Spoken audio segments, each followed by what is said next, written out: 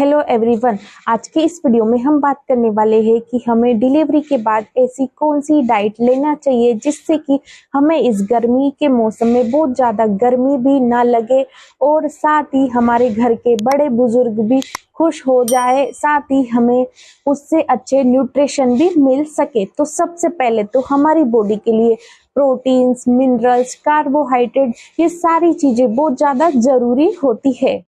तो जो ये हमारी 1.5 महीने की जापा डाइट होती है, इसमें हमें सारी चीज़ें अच्छी मात्रा में लेनी चाहिए क्योंकि हमारे आगे आने वाले जीवन में भी ये सारी चीज़ें बहुत ज़्यादा हेल्प करती है।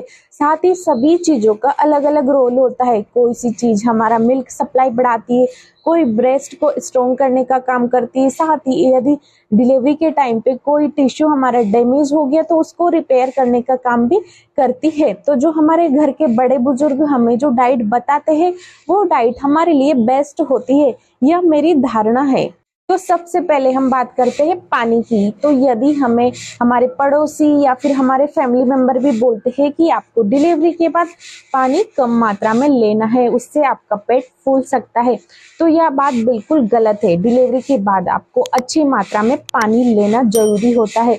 कम से कम 8 से 10 गिलास पानी आपको डेली लेना चाहिए क्योंकि जैसे ही आपकी डिलीवरी होती है बहुत ज़्यादा हैवी ब्लीडिंग होती है, आपकी बॉडी डिहाइड्रेट हो जाती है। साथ ही आप ब्रेस्ट फीडिंग कराते हैं तो आपको डिहाइड्रेशन लगना स्टार्ट हो जाता है, साथ ही आपको चक्कर भी आ सकते हैं।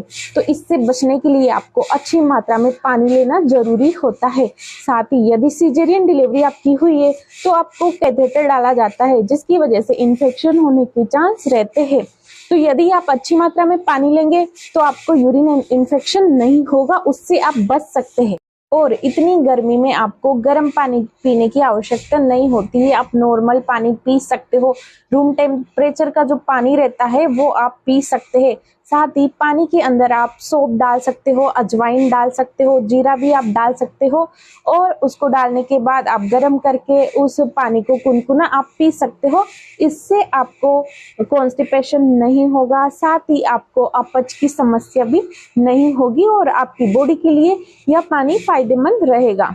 दूसरा हम बात करें घी की, तो आप एक दिन में कम से कम 5 छोटी चम्मच घी ले सकते हैं जिसको आप अलग अलग चीज़ों में लेकर खा सकते हैं, जैसे सब्जी और लड्डू में आप खा सकते हैं, चूरमा बनाकर आप खा सकते हैं। और यदि आपका शरीर अच्छे से डाइजेस्ट कर पा रहा है तो धीरे धीरे आप इसकी क्वांटिटी बढ़ा भी सकते हैं क्योंकि घी में ओमेगा 3 फैटी एसिड पाए जाते हैं जो कि आपकी बॉडी के लिए काफ़ी फायदेमंद होता है।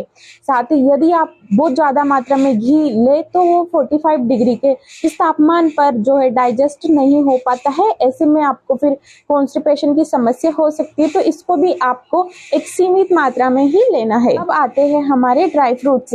तो ड्राई फ्रूट्स हमें अच्छी मात्रा में लेना आवश्यक होता है क्योंकि हमें डिलीवरी के बाद एनर्जी की आवश्यकता भी होती है और हमारी बहुत सारे बॉडी पार्ट्स को रिपेयरिंग की ज़रूरत भी होती है। तो इसके लिए हमें ड्राई फ्रूट्स लेना है।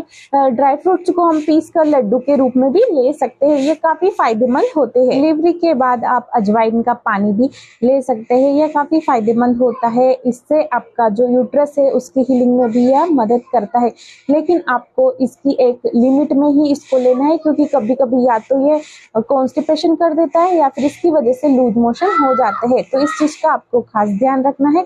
अब हम बात करते हैं केसर की। तो आफ्टर डिलीवरी आप केसर भी ले सकते हो क्योंकि यह भी काफ़ी अच्छा होता है और इसकी तासीर भी गर्म होती है। तो केसर का आप दूध आप ले सकते हैं।